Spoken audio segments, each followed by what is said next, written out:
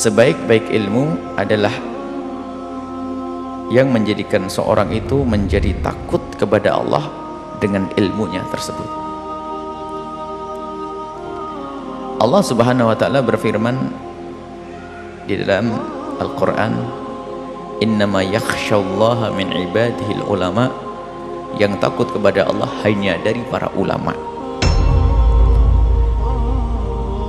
Kemarin kita berbicara tentang ilmu yang bermanfaat, yang menjadikan hati itu lapang menerima kebenaran. Ada sinar yang Allah titipkan di hati sehingga mudah menerima kebenaran dan kebaikan. Saat ini Imam Ibn Athaillah Sakandari menjelaskan bahasanya ilmu yang sesungguhnya itu yang menjadikan seseorang semakin takut kepada Allah. Jika ilmu tidak menjadikan seorang hamba takut kepada Allah, maka bukan ilmu.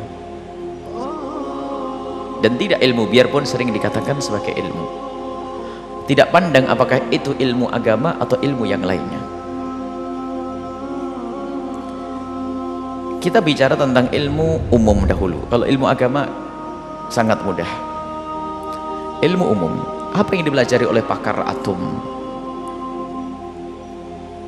yang mempelajari tentang semesta, galaksi dan segala macam, kemudian lapisan-lapisan bumi sampai ke bawah,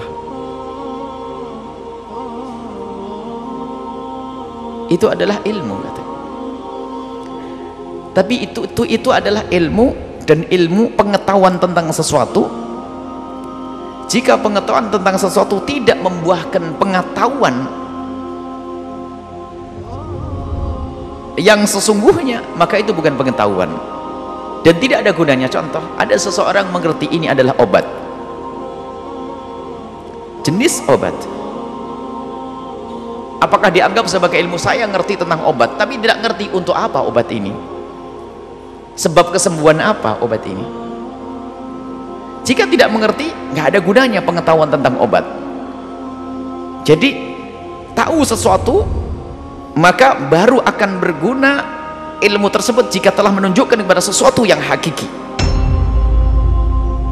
Ada dal, ada madul, ada yang menunjukkan dan ada yang ditunjukkan oleh hal tersebut. Contoh, ada seseorang masuk gua atau satu tempat, dia ingin tidur di situ atau ingin singgah karena mungkin gelap, besok pagi lah saya mau melanjutkan perjalanan. Kemudian dia menyalakan obor atau menyalakan lentera, tak tahu aja di situ apa, ada tulang belulang manusia, terus ada bekas daging darah basah. Tak tahu aja di ujung sana ada harimau kecil, bayi harimau. Apa yang ada di otaknya? Ini sarangnya harimau. Baik, dia mengerti bahwa ada bangkai, ada bekas daging basah, kayaknya baru dimakan. Di situ ada ada apa? Anak harimau. Coba, apakah bisa tenang dia tidur di tempat tersebut? Tidak tenang. Kalau dia masih tenang, dia tidak punya ilmu, dia tidak bisa paham bahwasanya ini adalah dal, ini ilmu harus menunjukkan kepada sesuatu di balik itu. Dia mengerti ini tulang belulang, ini mesti bekas dimakan oleh sesuatu, itu ilmu, ada daging dan sebagainya. Lah kalau ilmu ini tidak menjadikan dia tahu tentang sesuatu di balik ini, memang harimaunya tidak terlihat. Harimau tidak terlihat, harimau gedenya kelihatan harimau kecil. Cuman orang cerdas akan pasti ngerti bahasa, wah ini mesti ada harimau gede, nggak bisa tidur, pasti segera pergi dia dari tempat tersebut. Kalau ada orang yang mengatakan bahwasanya saya tahu ini tapi saya masih tenang, dia tidak bermanfaat ilmunya tadi, ya.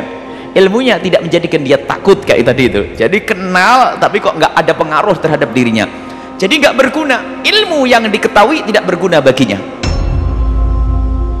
Dia tahu tapi tidak berguna. Dan begitu juga banyak ilmu-ilmu yang disaksikan, yang dilihat, nggak ada berguna. Kenapa? Tidak menunjukkan sesuatu yang hakiki, tidak menjadikan dia takut kepada Allah Subhanahu wa ta'ala.